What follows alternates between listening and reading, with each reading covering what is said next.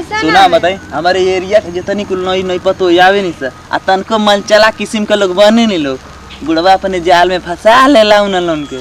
वो कहाँ का मेरा लुआ ले रही है मर्दे हम का जाने हम बेचारे नहीं का एक काम कर तू तो गैल बुढ़वा है हाँ एक पीछे चल पता लगा लेकिन सुन चलाकी कोनो न करिए तो अरे पहले चल भे पता तो लगा तो तोरे पर चले विश्वास तनको ना रहला यही से तो कहिला तो पहले चल जा बस घूमता रह जा पहले बताई, पता लगावे के पता मत लगा पता लगौले के बाद अब माने कि कनेक्शन बन गेल ना उनको के कुछ हमने कुछ बात यावल ठीक ठीक कर चल आ गया घर हमारा सब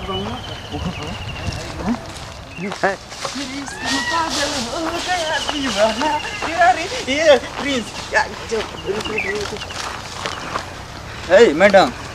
कहाँ कर रहो क्या हवा तू के हवा बुलावे लुआ बहनवा कहो जन का करता लुआ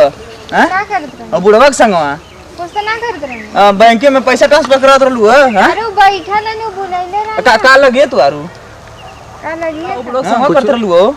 तुमसे का मतलब का ना मतलब अरे हमारे के एकदम लाके तू ऐसा करबू तो हमन के ना देख जाइए मन का अरे हमारो सुनला दीवाने है दीवाने को घर चाहिए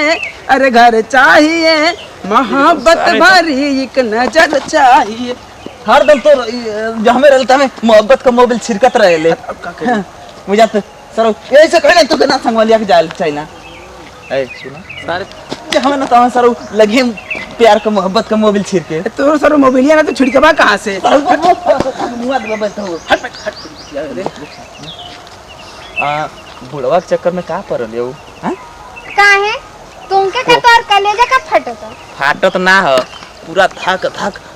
बम्बलिंग करत हो हां तू हमारे मामले मत पड़ समझला सुना अगर मान ला ई बतिया और हमन के जाके कहीं गंगा में वायरल करे लगली तो का करबू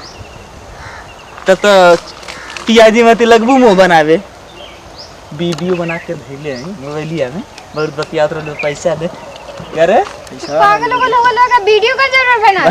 पागल हमन के नहीं जाए पागल है हमन के नहीं जाए कि तोके देख के हाय तो छोटका ना पागल होला ढेर लेकिन हम तो एकदम बेकाबू हो रहे सुन तने मनोक बात हां मनुष्य तने प्रेम करा ना नहीं ए भैया इतना सुंदर ही थक गए लेकिन बैठ के बतियाला देख ले नहीं शांत रह गूगल मत कर रे ना छोड़ दूर से बतिया बैठ बुलाएगा चीना के क्यों बतियाला ना तुम ना का हरदम तू अगमा को रहे ले ये बैठी तो दी दिमाग खराब कर तुम के पता ए जान सुन बताएं ई हमके लगत ना ई प्रिंस अब कमाल के लिया क्यों करे पहले बात 2 मिनट बैठ जा ना बैठबू ना तो जन बताऊ ना बता सुना वीडियो दिखा के ना वीडियो जन बना दे ना ले जाके कई लेकन में शेयर कर दो नहीं और करे बात शेयर ना करो चाहत लगू पियाजी मत मुंह बनावे ठीक है ना नहीं बैठा जे बैठा और तनी बतियावा तनी हमनो से चल